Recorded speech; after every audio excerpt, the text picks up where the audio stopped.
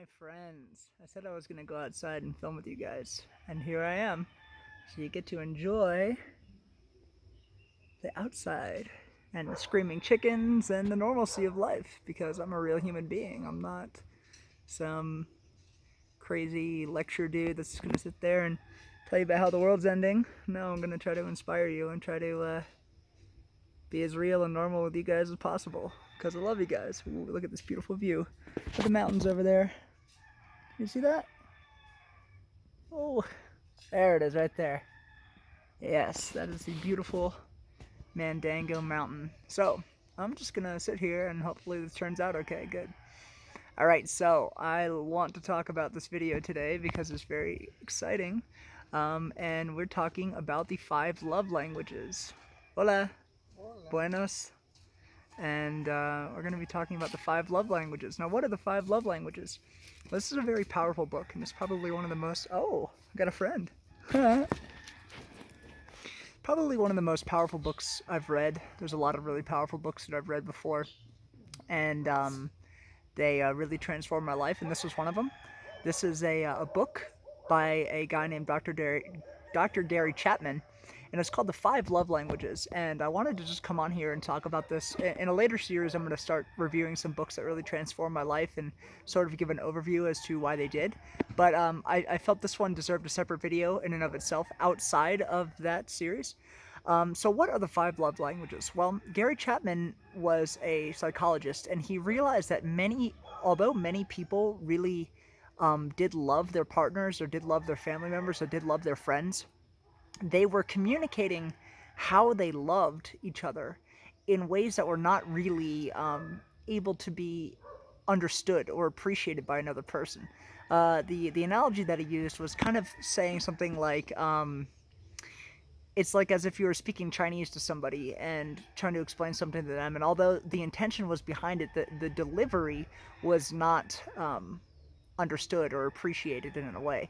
So, in order for you to really be able to fully express your love to other people, you have to understand 2 things. One, you have to know thyself. You have to understand how people you have to understand how you express love. And moreover, then you have to understand how another person receives that love. So there are many different ways in which people can give and receive love, but I don't know how loud that's going to be in my video. But it's just part of nature, whatever. So there are 5 ways in which people express love, according to Dr. Gary Chapman. Now, I think that there's other ways in which other people express love. Personally, for me, I think that the way that I express love is teaching about things that I love, giving people information that's been really transformative to me, and trying to inspire positive change in people's lives. That's how I express love, and that doesn't necessarily fit in with the categories. And that's part of the reason why I feel inspired to make these videos, is because I love you guys, and I want to give the information that has been really transformative to me to you guys, and hopefully you can integrate that into your lives as well. So what are the 5 love languages according to Dr. Gary Chapman? Well, one of them is like words of affirmation. So saying I love you, saying things like you're beautiful, or saying things like I really appreciate the way in which you did that for me. That really shows me that you love me. Actually affirming those things and saying that. The second way is gift giving. So this doesn't necessarily have to be through physical gifts. This can be through like notes, or through something that is a physical expression of your love for another person. And now, just so you know, that some people resonate more with other languages than others, but I personally resonate with all of these, but more so with specific ones, and that's mainly quality time and words of affirmation. That's just for myself. And so you can maybe watch this video and be like, Don, I have all of these love languages. I experience all of these love languages. And that might be the case, but some are stronger in you than others might be. So we said gift giving, words of affirmation, and the next one is quality time. I think that's pretty self explanatory. That's taking the time and being with that person, because that can be hard if you don't spend time with that person if you're in a loving relationship. So the next one is acts of service. So this is maybe going out and doing something for somebody, physically helping them with something, participating in something for them. So like they can show that you love something for somebody by making them food, or helping them clean, or doing just being of service to another person. So a lot of the times, what I like to do is I always like to ask the question, "How can I help you? How can I serve you? How can I help you?" I'm constantly asking that question to people, because that's me trying to find ways in which people can appreciate that love I'm trying to give them. So acts of service is the last one, and then the very last one is a physical touch. So this is hugs, kisses, sex. You're probably not going to be having sex with your friends, right? But you can, unless you're a weirdo. But you'll, you could just give them hugs, give them kisses. I live in South America, and South America is a very, just Latinos in general are very touchy people. I don't mean to sound pejorative in any way, but that's just something that I noticed. That they're very affectionate. There are lots of kisses, lots of besos, lots of abrazos, right? So those are the 5 ways in which people express love. And so what I found typically, and this is a very good insight when you're trying to figure out what your love language is, if you don't know, is the way in which you express your love languages. Oftentimes, not always, but oftentimes, is very much the way in which you receive that love. This is a very important insight. It's not always the case, but generally, the way in which you give love, oftentimes, it's the way in which you expect love to be given to you. So if you like to give gifts, naturally you're probably going to want to experience that same love in the same way. Now, again, this is not always the same case, but for example, I know when somebody really loves me, because they share information with me. They share information with me that they think is going to be impactful for me. They want to try to help me in any way that they can. So I know that that's how I have love, because that's the way that I give it. Now, a way in which you can, I'm going to sit up here. Now, a way in which you yourself can try to figure out how somebody's love language is by trying to hit off on all the points when you're first meeting somebody. So a way that you can do that is you can just simply give them a big hug, or you can give them genuine compliments about something that you really realize about them. So I'm hanging out with a new person in town, and he's a really fantastic cook. Really fantastic cook. So I let him know. I said, dude, you're a really great cook.